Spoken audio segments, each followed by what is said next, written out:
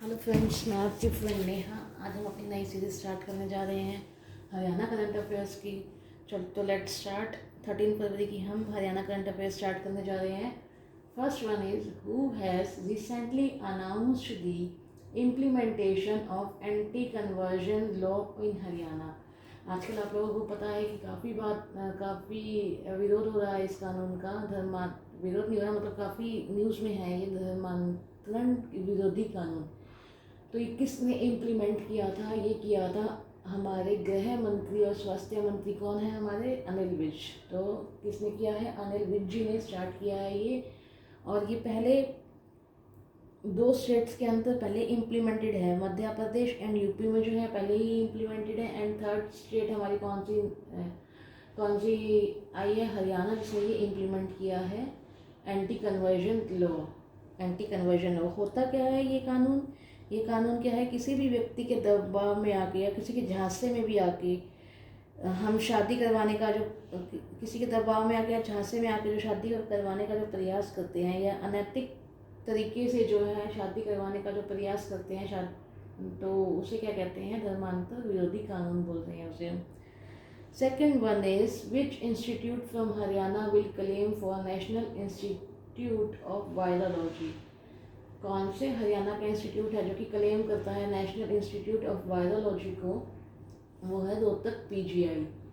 Okay, total कितने हमारे institute आए हैं? टोटल 4 इंस्टीट्यूट्स गवर्नमेंट ने जो है इनको क्लेम किया है कि क्लेम कर सकते हैं, टोटल 4 इंस्टीट्यूट्स को। और एक जो है हमारा हरियाणा का है, वो कौन सा है? रोहतक पीजीआई है। और इनके डायरेक्टर कौन है? डायरेक्टर है डॉक्टर रोहताश। और वीसी वाइस चांसलर कौन है पीजीआई के? Professor OP Kalra. और पीजीआई एस्टेब्लिश कब हुआ था? 1960 में एस्टेब्लिश हुआ था। पहले हम देखते हैं कि नेशनल इंस्टीट्यूट ऑफ वायरोलॉजी है क्या? ये चीज़ है क्या? वायरोलॉजी है जो कि वायरस, जो जैसे अब कोरोना वायरस आया और सब तरह के वायरस आते हैं, तो वो वायरस की जो है रिसर्च करता है या उसकी दावेदारी करता है कि लैब बनाता है कि इसकी जांच करेगा। तो वो कौन क्लेम कर रहा है? रोहतक पीजीआई क्लेम कर रहा है हरियाणा में। Okay, third question is recently in which district a campaign has been started in the name of निर्मल ताऊ। निर्मल ताऊ का जो कैंपेन किस डिस्ट्रिक्ट से स्टार्ट किया गया है? वो स्टार्ट किया गया है अम्बाला से स्टार्ट किया गया है। और इसमें क्या ऑब्जेक्टिव क्या लिया है इन्होंने ऑब्जेक्टिव इनका है गंदगी ना फैलाना और सफाई का महत्व। सफाई का महत्व दुनिया को जो है बताएंगे ये लोग। कौन बताएगा इसके अंदर? निर्मल ताऊ जो है वो कौन बनेंगे? वो बनेंगे राम प्रकाश जी। कौन है राम प्रकाश जी? 1998 बैच के ड्राइवर है राम प्रकाश जी। 52 वर्षीय उम्र है इनकी। और गुमटी गांव के निवासी हैं। शाहबाद से हैं ये क्या करेंगे? अपना कुर्ता पजामा डालकर, सिर पर पगड़ी बांधकर और हाथ में लठ लेकर बस स्टैंड पर जाएंगे और यात्रियों को सफाई का महत्व और गंदगी न फैलाने के बारे में जो है वो बताएंगे। इसकी जो है मुहिम शुरुआत करेंगी। ओके, अब आपको ये बात समझ में आई होगी कि इसके अंदर है क्या? निर्मल ताऊ है कौन? राम प्रकाश जी हैं।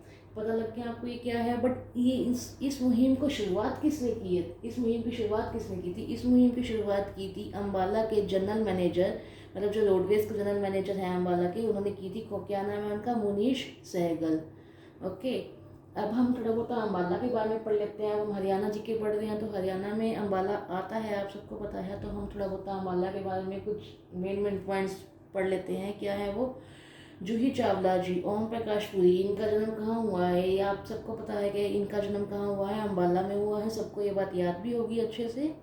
सेकंड पॉइंट क्या है इसका? सबसे बड़ी छावनी, भारत की जो है सबसे बड़ी छावनी कहाँ पे है? अम्बाला में है। ये भी आप सबको याद होगा। अगर नहीं याद है तो प्लीज़ याद कर लीजिएगा। और थर्ड क्या है? सुषमा स्वराज जी के नाम पर, अभी आपको ये बात भी पता होगी कि सुषमा स्वराज जी के नाम पर जो है 14 फरवरी 2020 को जो है अम्बाला के बस स्टैंड का नाम रखा गया था। लगभग 1 साल पूरा होने को है, कल 1 साल पूरा हो जाएगा। 14 फरवरी 2020 को जो है ये नाम रखा था बस स्टैंड का, अम्बाला के बस स्टैंड का। किसके नाम पे? सुषमा स्वराज जी के नाम पे। और क्या है? और आपको ये बात भी और ध्यान होगी, अगर नहीं ध्यान है तो याद कर लीजिएगा कि 29 जुलाई 2020 को जो है 5 राफेल आए थे। कहाँ पे आए थे? अम्बाला में आए थे, जिनमें से एक जो है किसका था, हरियाणा के लड़के रोहित कटारिया का था। रोहित कटारिया का कहाँ से है, रोहित कटारिया कहाँ के निवासी हैं, गुरुग्राम के बसई के रहने वाले हैं, वहाँ के निवासी हैं। अगर किसी बच्चे को नहीं याद हो तो प्लीज़ याद कर लीजिएगा, इंपॉर्टेंट पॉइंट्स हैं ये। Question fourth is, where does Manika Sheokand who became Miss Grand India 2020 lives in Haryana. Manika Sheokand जो कि मिस ग्रैंड इंडिया 2020 बनी है, हरियाणा में कहाँ से बिलोंग करती हैं, ये बिलोंग करती हैं पंचकुला से। कहाँ से बिलोंग करती हैं, पंचकुला से, बट इनका जन्म स्थान क्या है, जन्म स्थान जो है इनका चंडीगढ़ है। ओके, और 2019 में जो है इन्होंने मॉडलिंग की जो शुरुआत की थी। ठीक है, अब हमारे पास पंचकुला का हम थोड़ा बहुत मेन पॉइंट्स पढ़ लेते हैं। पंचकुला की एस्टेब्लिशमेंट कब हुई थी, स्थापना कब हुई थी, 15 अगस्त 1995 को हुई थी एस्टेब्लिश पंचकुला। क्षेत्रफल कितना है इसका, 898 किलोमीटर स्क्वायर किलोमीटर है।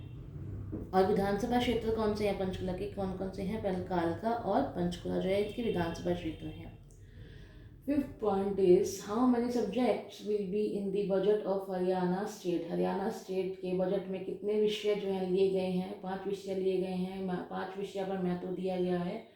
पहला क्या है, शिक्षा, दूसरा स्वास्थ्य सुरक्षा, तीसरा रोजगार, स्वावलंबन तथा स्वाभिमान। ये जो है 5 विषयों पर जो है हरियाणा सरकार जो है ध्यान दे रही है। और लगभग कब तक आ सकता है हरियाणा का बजट, हरियाणा का बजट लगभग नियर अबाउट 1 मार्च की, मतलब मार्च के फर्स्ट वीक में जो है आ सकता, संभावना है आने की।